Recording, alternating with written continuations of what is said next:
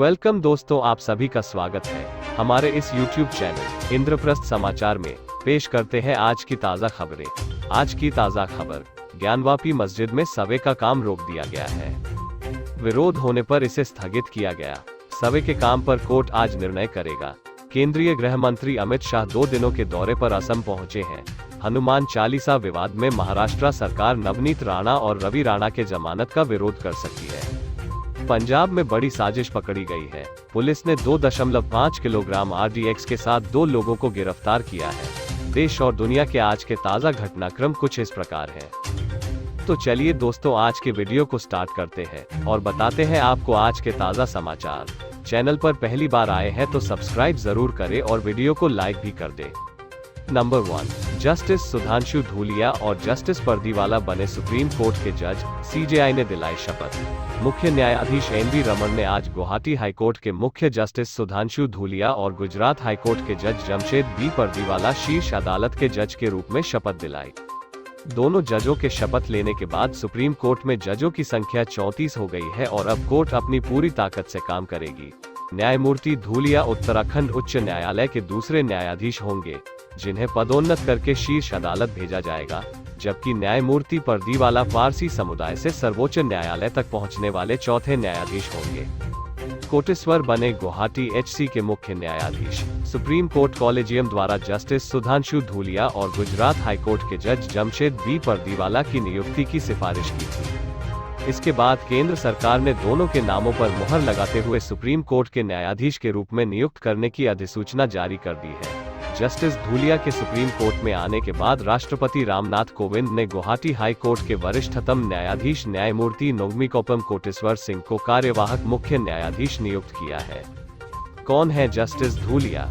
Justice Sudhanshu Dhulia Uttarakhand के पौड़ी गढ़वाल जिले के एक सुदूर गांव मदनपुर के रहने वाले हैं। वह सैनिक स्कूल लखनऊ के पूर्व छात्र हैं और उन्होंने इलाहाबाद विश्वविद्यालय से स्नातक और कानून की पढ़ाई की है।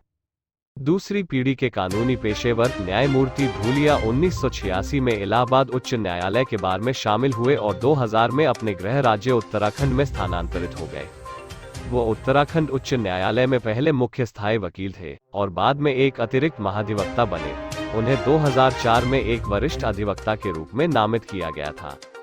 उन्हें नवंबर 2008 में उत्तराखंड उच्च न्यायालय के न्यायाधीश के रूप में पदोन्नत किया गया था और बाद में वो 10 जनवरी 2021 को असम, मिजोरम, नागालैंड और अरुणाचल प्रदेश के उच्च न्यायालय के मुख्य न्यायाधीश बने। कौन है जस्टिस परदीवाला? जस्टिस परदीवाला का जन्म 12 अगस्त 1965 को मुंबई में हुआ था। उन्होंने अपनी स्कूली शिक्षा अपने गृह नगर वलसाड, दक्षिण गुजरात के सेंट जोसेफ कॉन्वेंट स्कूल में पूरी की। उन्होंने JP आर्ट्स कॉलेज वलसाड से स्नातक की उपाधि प्राप्त की और 1988 में KM मुलजी लॉ कॉलेज वलसाड से लॉ की डिग्री प्राप्त की। न्यायमूर्ति परदीवाला ने 1990 में गुजरात उच्च न्यायालय में कानूनी प्रैक्टिस शुरू की। उन्हें 1994 में बार काउंसिल ऑफ गुजरात के सदस्य के रूप में चुना गया था। उन्हें वर्ष 2002 में गुजरात के उच्च न्यायालय के लिए स्थायी वकील के रूप में नियुक्त किया गया था और उन्होंने 17 फरवरी 2011 को बेंच में उनकी पदोन्नति की तारीख तक कार्यालय का पद संभाला था। नंबर 2, इंडिगो ने दिव्यांग बच्चे को प्लेन में चढ़ने से रोका तो भड़क गए सिंधिया। बोले बर्दाश्त नहीं होगा ये बर्ताव। इंडिगो एयरलाइन के कर्मचारियों ने शनिवार को एक दिव्यांग बच्चे को रांची हवाई अड्डे पर विमान में चढ़ने से रोक दिया। इसका वीडियो सोशल मीडिया पर वायरल हुआ था, जिसमें बच्चे के पेरेंट्स इंडिगो के स्टाफ पर भड़क रहे हैं। अब इस घटना को केंद्र सरकार ने संज्ञान में लिया है। केंद्रीय नागरिक उड्डयन मंत्री ज्योतिरादित्य सिंधिया ने कहा कि वह खुद इंडिगो एयरलाइंस की कथित घटना की जांच करेंगे, जिसने दिव्यांग बच्चे को उसके माता पिता के साथ विमान में चढ़ने से रोक दिया था। केंद्रीय मंत्री का बयान। केंद्रीय मंत्री ने कहा कि इस तरह के व्यवहार के लिए जीरो टॉलरेंस है और जांच के बाद उचित कार्रवाई की जाएगी। उन्होंने एक ट्वीट में कहा, इस तरह के व्यवहार के प्रति जीरो टॉलरेंस है। किसी भी इंसान को इस तरह की तकलीफ नहीं गुजरना चाहिए। मामले की खुद जांच कर रहा हूं, जिसके बाद उचित कार्रवाई की जाएगी। पोस्ट में दावा। रविवार को एक सोशल मीडिया पोस्ट ने आरोप लगाया कि इंडिगो एयरलाइंस के कर्मचारियों ने शनिवार को रांची हवाई अड्डे पर विशेष जरूरतों वाले दिव्यांग बच्चे को उसके माता पिता के साथ विमान में चढ़ने से रोक दिया। पोस्ट में कहा गया, इंडिगो के कर्मचारियों ने घोषणा की कि बच्चे को उड़ान भरने की अनुमति नहीं दी जाएगी। वो अन्य यात्रियों के लिए एक खतरा था।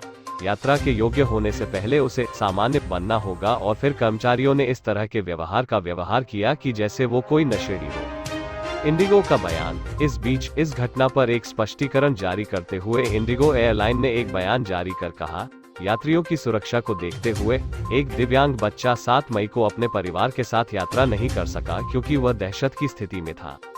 ग्राउंड स्टाफ ने आखिरी मिनट तक उसके शांत होने का इंतजार किया लेकिन कोई फायदा नहीं हुआ। एयरलाइन ने उन्हें होटल में ठहरने की सुविधा प्रदान करके परिवार को सहज बनाया। परिवार ने आज सुबह अपने गंतव्य के लिए उड़ान भरी। इंडिगो एक समावेशी संगठन होने पर गर्व करता है, चाहे वो कर्मचारियों के लिए हो या ग्राहकों के लिए। इंडिगो में हर महीने 75,000 से अधिक दिव्यांग उड़ान भरते हैं। नंबर 3, शाहीन बाग पहुंचा एमसीडी का बुलडोजर, निगम कर्मियों को सुरक्षा देगी दिल्ली पुलिस। जहांगीरपुरी में अतिक्रमण हटाने के बाद दिल्ली के शाहीन बाग में अवैध निर्माण पर कार्रवाई शुरू होने जा रही है। दक्षिणी एमसीडी ने Shaheen Bagh, New Friends Colony, Okhla, Kalindi Kunj में अवैध निर्माण पर बुलडोजर चलाने की तैयारी है। शाहीन बाग में एमसीडी का बुलडोजर पहुंच चुका है। दिल्ली पुलिस ने कहा है कि वो अतिक्रमण हटाने के दौरान एमसीडी के कर्मियों को सुरक्षा प्रदान करेगी। शाहीन बाग में 5 मई को अतिक्रमण पर कार्रवाई शुरू होनी थी लेकिन उस समय दिल्ली पुलिस ने सुरक्षा देने से इनकार कर दिया। स्थानीय लोगों ने की नारेबाजी, एमसीडी की कार्रवाई का विरोध होना भी शुरू हो गया है। वहां जुटे कुछ स्थानीय लोग ने मोदी सरकार मुर्दाबाद के नारे लगाए और कहा कि वे एमसीडी की इस कार्रवाई को होने नहीं देंगे। लोगों ने कहा कि भाजपा अध्यक्ष आदेश गुप्ता के कहने पर बुलडोजर चलाया जा रहा है। अतिक्रमण हटाने का अभियान चला रही एमसीडी ने दिल्ली में अवैध निर्माण पर एक सूची बनाई है और इस सूची के हिसाब से अवैध अतिक्रमण पर कार्रवाई होनी है। बताया जाता है कि दिल्ली में करीब 70 एकड़ जमीन ऐसी है जिस पर अवैध अतिक्रमण हुआ है। इस जमीन को एमसीडी कब्जा मुक्त कराना चाहती है। एमसीडी के पार्क भी अतिक्रमण के शिकार हुए हैं। शाहीन बाग में एमसीडी करीब 1 किलोमीटर के दायरे में अतिक्रमण हटाने की कार्रवाई करने वाली है। यहां 5 दिनों तक अतिक्रमण चलाने का कार्यक्रम है। भारी संख्या में पुलिस तैनात। शाहीन बाग इलाके में सड़क किनारे बनी दुकानें और कॉम्प्लेक्स की तरफ से अतिक्रमण हुआ है। एमसीडी की टीम इसे हटाएगी। हालांकि टीम के पहुंचने के बाद कुछ लोगों ने वहां से अपने अतिक्रमण हटाने शुरू किए हैं। लोगों का मानना है कि यहां अतिक्रमण हुआ है और एमसीडी अवैध निर्माण हटाती है तो उसमें कोई गलत बात नहीं है। एमसीडी की अतिक्रमण हटाने के दौरान किसी तरह की अशांति न फैले और कानून व्यवस्था बनी रहे, इसे सुनिश्चित करने के लिए वहां बड़ी संख्या में पुलिसकर्मी भी मौजूद हैं। नंबर 4, बीपीएससी पेपर लीक मामले में नया खुलासा। छात्रों का दावा प्राइवेट रूम में लिया जा रहा था पेपर। बिहार लोक सेवा आयोग बीपीएससी की संयुक्त प्रारंभिक परीक्षा का पेपर लीक होने मामले में नया खुलासा हुआ है। परीक्षा देने आए छात्रों ने एक वीडियो वायरल कर दावा किया है कि आरा के एक परीक्षा केंद्र पर तय समय से पहले कुछ छात्रों को एक प्राइवेट कमरे में बिठाकर परीक्षा दिलवाई जा रही थी। छात्रों का दावा है कि कुछ खास छात्रों को आधा घंटे पहले ही पेपर दे दिया गया था और उन्हें नकल कराई जा रही थी। बता दें कि पेपर लीक होने का मामला सामने आने के बाद परीक्षा रद्द कर दी गई है। विभिन्न टेलीग्राम ग्रुप पर परीक्षा से कुछ मिनट पहले प्रश्न पत्र वायरल किए गए थे। प्रश्न पत्र लीक होने पर अलग अलग जगहों से परीक्षा देने आए छात्रों ने खूब हंगामा किया। तेजस्वी ने नीतीश सरकार पर बोला हमला। वहीं बीपीएससी का प्रश्न पत्र लीक होने के बाद से नीतीश सरकार सवालों के घेरे में आ गई है। विपक्ष उन पर सवाल खड़े कर रहा है। राष्ट्रीय जनता दल राजद नेता तेजस्वी यादव ने कहा कि बिहार के करोड़ों युवाओं और अभ्यर्थियों का जीवन बर्बाद करने वाले बिहार लोक सेवा आयोग का नाम बदलकर अब बिहार लोक पेपर लीक आयोग कर देना चाहिए। समिति ने अपनी रिपोर्ट सौंपी। वहीं प्रश्न पत्र लीक मामले की जांच के लिए बीपीएससी के चेयरमैन आर.के. महाजन ने एक 3 सदस्यीय समिति गठित की है। समिति को अपनी जांच रिपोर्ट सौंपने के लिए 24 घंटे का समय दिया गया है। हालांकि कुछ घंटे बाद समिति ने कहा कि उसने अपनी रिपोर्ट सौंप दी है और परीक्षा रद्द कर दी गई है। बीपीएससी ने कहा कि यह परीक्षा राज्य भर में 1083 केंद्रों पर कराई गई। बिहार की साइबर सेल पुलिस इस मामले की जांच में जुटी है। 6 लाख से ज्यादा अभ्यर्थियों ने आवेदन किया। इस प्रारंभिक परीक्षा के लिए 6 लाख से ज्यादा अभ्यर्थियों ने आवेदन किया है। इस परीक्षा के जरिए बिहार सिविल सेवा के 802 पदों पर नियुक्तियां होनी है। प्रारंभिक परीक्षा पास करने वाले अभ्यर्थी दूसरे दौर की परीक्षा के लिए पात्र होंगे। परीक्षा में सफल होने वाले अभ्यर्थियों की नियुक्ति DSP, sub divisional officer, panchayat विकास अधिकारी एवं राज्य राजस्व अधिकारी जैसे पदों पर होगी। नंबर 5, करनाल में पकड़े गए आतंकी गुरप्रीत का बड़ा खुलासा, बोला देश में कई जगह पहुंचाना था विस्फोटक। करनाल में कुछ दिन पहले पकड़े गए विस्फोटक आतंकियों से बड़ा खुलासा हुआ है। करनाल से पकड़े गए आतंकी गुरप्रीत ने पूछताछ में कई बड़े खुलासे किए हैं। गुरप्रीत ने बताया है कि जो विस्फोटक करनाल में पकड़ा गया उसे देश के कई हिस्सों में पहुंचाना था। आतंकी गुरप्रीत ने बताया कि पाकिस्तान से आया हथियार और विस्फोटक पहले भी तेलंगाना पहुंच चुका है। आतंकी गुरप्रीत ही पाकिस्तान में बैठे आतंकी हरविंदर सिंह रिंदा के संपर्क में था। हैदराबाद पहुंचा चुका है एक खेप। आतंकी गुरप्रीत एक बार पाकिस्तान से भारत आए विस्फोटक और हथियार की खेप हैदराबाद पहुंचा चुका है। पूछताछ में खुलासा हुआ है कि आईएसआई ने आतंकी रिंदा के कहने पर भारत में जगह जगह पैसे भेजे हैं और उसकी साजिश अलग अलग जगहों पर धमाका करने का है। दरअसल पंजाब पुलिस ने शुक्रवार को हरियाणा के करनाल में विस्फोटकों के साथ पाकिस्तान से जुड़े 4 संदिग्ध आतंकवादियों के 2 साथियों को गिरफ्तार किया था। दोनों आरोपियों की पहचान पीर के गांव निवासी आकाशदीप सिंह उर्फ और फरीदकोट निवासी जशनप्रीत सिंह उर्फ के रूप में हुई है।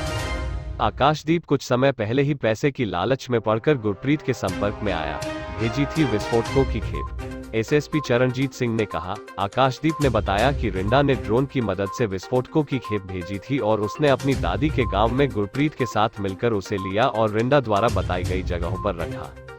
फिरोजपुर के एसएसपी ने बताया कि राज्य विशेष अभियान प्रकोष्ठ एसएसओसी फाजिल्का ने फिरोजपुर पुलिस के साथ मिलकर इन 2 आरोपियों को गिरफ्तार किया है, जो करनाल से अपने 4 साथियों की गिरफ्तारी के बाद अपनी महिंद्रा स्कॉर्पियो से फिरोजपुर से भागने का प्रयास कर रहे थे। नंबर 6, इलॉन मस्क, यदि मैं संदिग्ध हालातों में मर जाता हूं, एलन मस्क के इस ट्वीट का क्या है मतलब? माइक्रो ब्लॉगिंग साइट ट्विटर के साथ सौदा कर सुर्खियों में आने वाले टेस्ला के सीईओ एलन मस्क के एक ताज़ा ट्वीट के बाद हंगामा मच गया है। मस्क ने अपने इस ट्वीट में अपनी रहस्यमय परिस्थितियों में मौत होने की बात कही है। उनके इस ट्वीट के बाद सोशल मीडिया पर लोग तरह तरह की बातें कर रहे हैं। बता दें कि करीब 1 सप्ताह पहले मस्क ने घोषणा की कि वह $44 अरब में ट्विटर खरीदने जा रहे हैं। उनकी इस घोषणा ने भी दुनिया भर में सुर्खियां बटोरी। हालांकि यह डील अभी फाइनल नहीं हुई है। अब 9 मई के मस्क के ट्वीट ने सोशल मीडिया पर हंगामा खड़ा कर दिया है। अपने ट्वीट में मस्क ने कहा, क्या हो यदि संदिग्ध हालातों में मेरी मौत हो जाए, इसे जानना बेहद दिलचस्प होगा। मस्क के इस ट्वीट को लोग लगातार शेयर कर रहे हैं और अपनी प्रतिक्रियाएं दे रहे हैं।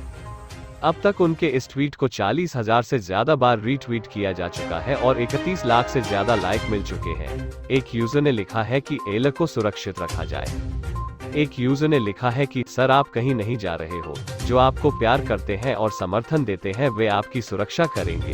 सोशल मीडिया पर लोगों ने दी प्रतिक्रिया।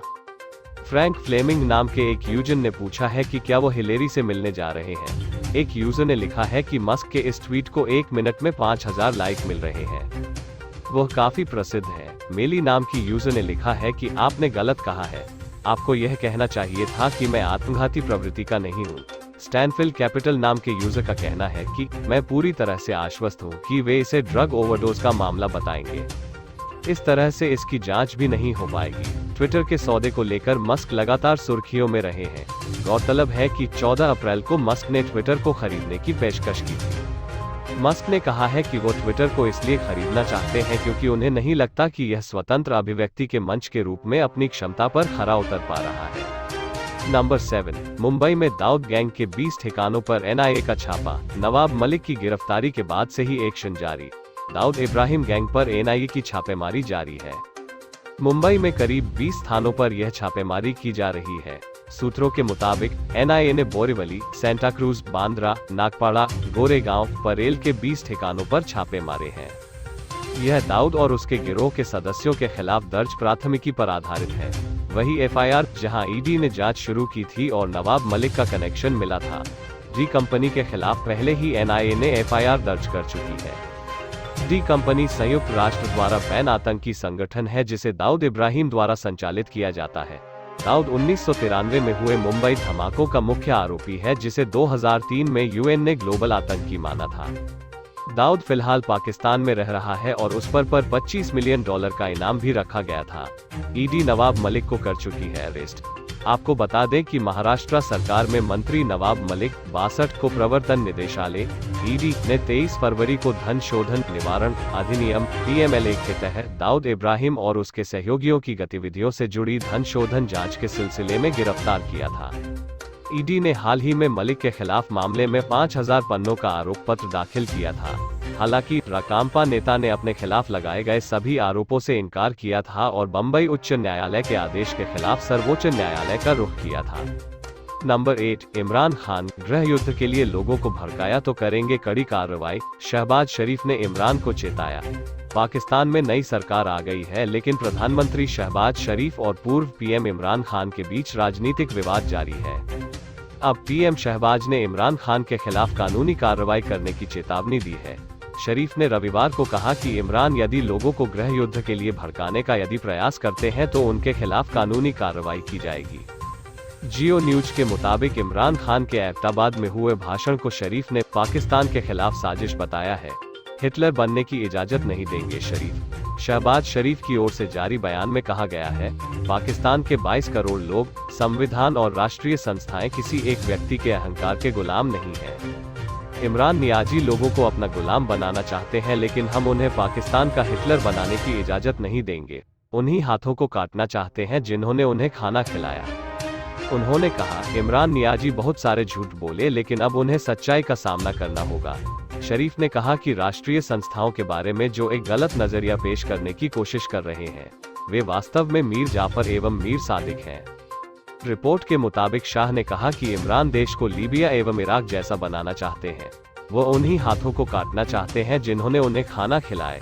पूर्व पीएम ने कहा कि नई सरकार के आने के बाद देश में खाने पीने की चीजें और बढ़ गई हैं। इमरान ने मीडिया से अपील की कि वे दुकानों में जाकर घी जैसी खाद्य पदार्थों की कीमत के बारे में पता करें। नंबर 9, जोधपुर के बाद अब झालावाड़ में बवाल, 2 पक्षों में हुई हिंसक झड़प में एक की मौत, कई वाहन फूंके गए। राजस्थान के झालावाड़ में एक ही परिवार के 2 पक्षों में हुई हिंसक झड़प में एक शख्स की मौत हो गई है, जबकि एक गंभीर रूप से घायल हो गया है।